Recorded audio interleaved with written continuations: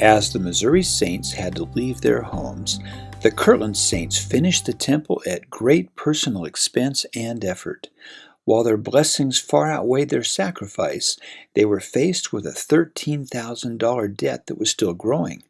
The prophet and other leaders were concerned with paying their debts, and a member named Jonathan Burgess may have told them that money was buried in a house in Salem, Massachusetts.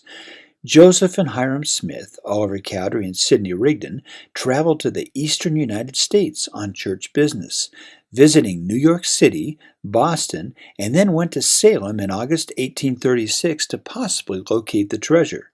They never found it, but stayed there for 3 weeks, preaching, visiting historic sites, learning its history, and laying a foundation for the gospel.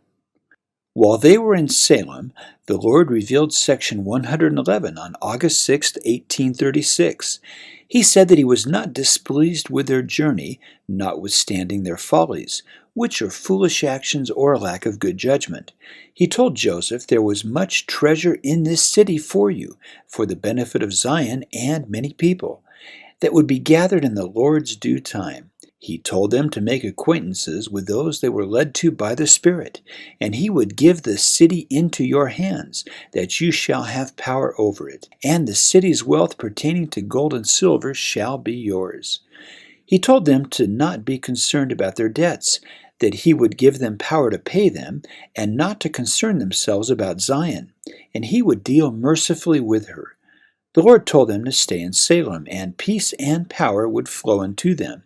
They should ask about the more ancient inhabitants and founders of this city, be wise as serpents and yet without sin, and he would order all things for your good, as fast as ye are able to receive them. They obeyed the revelation, and met people, preached, visited, and learned about the area's history and genealogical records. They had little missionary success, but their efforts eventually led to the treasures the Lord promised. In 1841, Hiram Smith gave Erastus Snow a copy of section 111, and told him to harvest the many people the Lord promised would be gathered in his due time. Elders Snow and Benjamin Winchester left at great sacrifice and eventually baptized many people and organized a branch of 110 saints. In 1836, Joseph and other leaders started the Kirtland Safety Society, a church-owned bank they hoped would ease the saints' financial concerns. But many fought against it and the profit. Few stockholders made payments on their shares, and other events led to its failure a few months later. Many apostles spoke out against Joseph, and Thomas Marsh, president of the Quorum of the 12, traveled from far west to help these struggling quorum members who questioned Joseph's leadership and prepare them for a mission to Great Britain. He worked diligently to restore harmony among the 12, but was troubled that they had rebelled, and that Joseph had called and sent Heber Kimball and Orson Hyde to proclaim the gospel in England without first talking to him. Thomas believed it was his responsibility to direct the 12 in taking the gospel to the nations of the earth, and he met with Joseph to discuss his frustrations. During this meeting on July 23, 1837, which was the first day the gospel was preached in England, Joseph received section 112. The revelation addressed the apostles' concerns, and the Lord said that he was not well pleased with some things in Thomas's heart. But as he had abased thyself, he would be exalted and his sins forgiven. He was told to be of good cheer and bear record of the Lord's name to the Gentiles and Jews unto the ends of the earth. The Lord told him to gird up his loins and shod his feet. His voice would rebuke the transgressor, and by his word many high ones would be brought low, and many low ones would be exalted. The Lord told Thomas, Be thou humble, and the Lord thy God shall lead thee by the hand, and give thee answers to thy prayers. He knew his heart, and heard his prayers concerning the 12. He was not to be partial towards them, but to let his love abound unto all who love the Lord's name. He should pray for them, admonish them sharply for their sins, and be faithful before the Lord unto his name. The Lord said he would feel after them, and if they did not harden their hearts or stiffen their necks, they would be converted and healed. He said, What I say unto you, I say unto all the 12. Arise and gird up your loins, take up your cross, follow me, and feed my sheep. He warned them to not exalt themselves or rebel against his servant Joseph, that he was with him, his hand was over him, and the keys he gave him and to them would not be taken until he came. The Lord told Thomas he was chosen to hold the keys of his kingdom as pertaining to the 12, abroad among all nations. The Lord told them how great was their calling, to cleanse their hearts and garments from the blood of this generation, and to be faithful until he came quickly, to recompense every man according as his work shall be. Thomas followed this counsel for a time, strengthened the church, and sustained the prophet. But he fell prey to a spirit of pride and apostasy, as had many others, and rebelled against the Lord's servant Joseph. He grew concerned about conflicts between the saints and their Missouri neighbors, and sided with his wife in a dispute with a neighbor over exchanging milk. It was brought before church leaders and the first presidency, who decided she was at fault. But Thomas disagreed with their decision and became critical of them. He signed an affidavit charging Joseph with treason that led to his arrest and imprisonment, and to the extermination order that drove 15,000 saints from Missouri.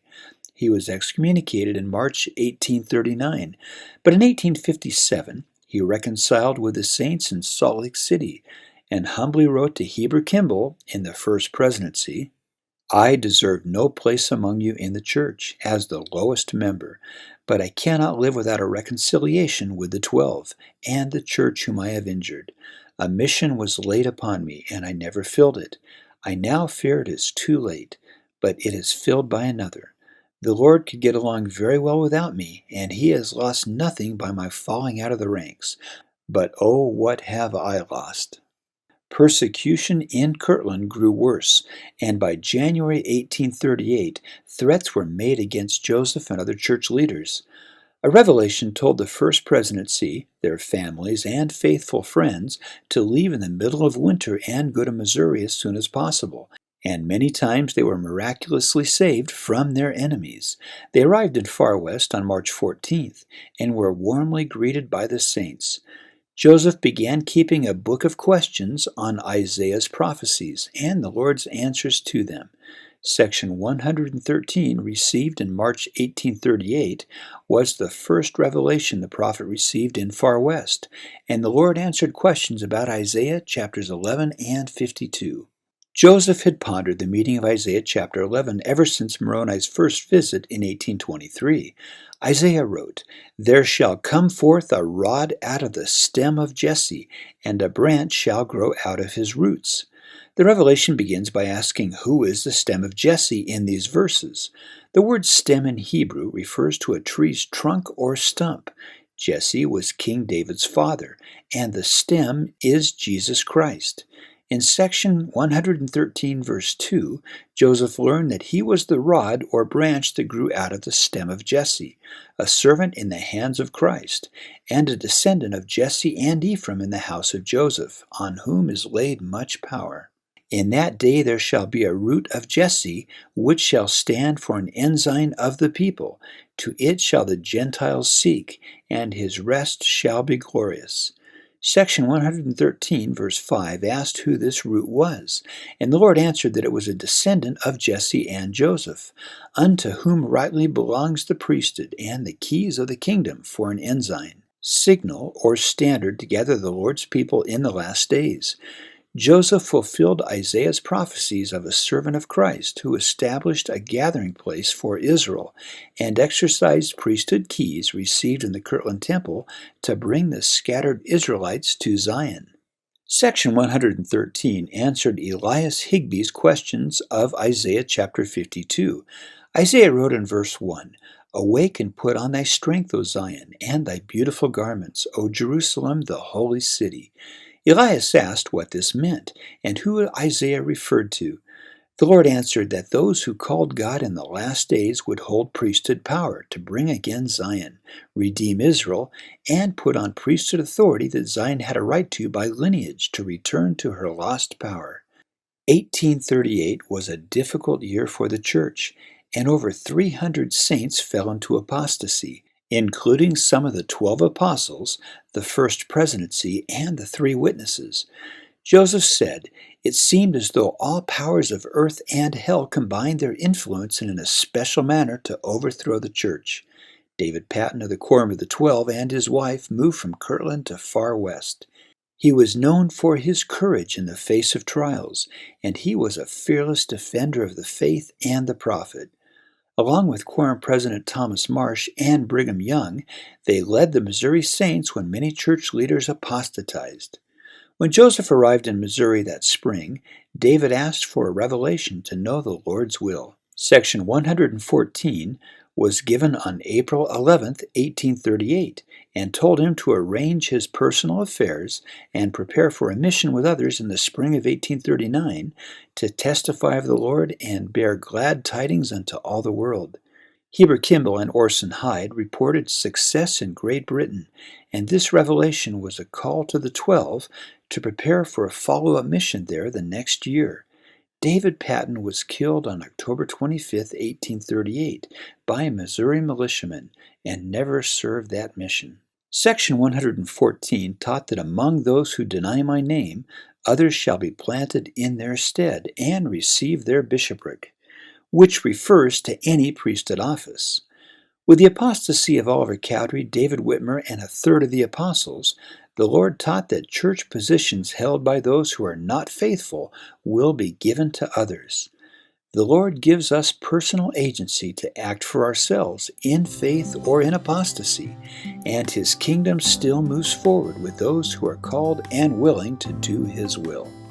And these are sections 111 through 114 of the Doctrine and Covenants. Look for hidden objects throughout this video that are a part of church history or something that would have been common to that time, and read each object's description to learn about life in the 1800s. You can also look for these other images hidden throughout the video. You can download a coloring page and activity puzzles for each section on Etsy at Ponderfun. Visit our Facebook page or ponderfun.com to find more fun things to do, and you can listen to these as a podcast. Please like and share these videos with anyone you think might enjoy them, and I'll keep making new ones. Thanks again for watching, and find some time this week to ponder.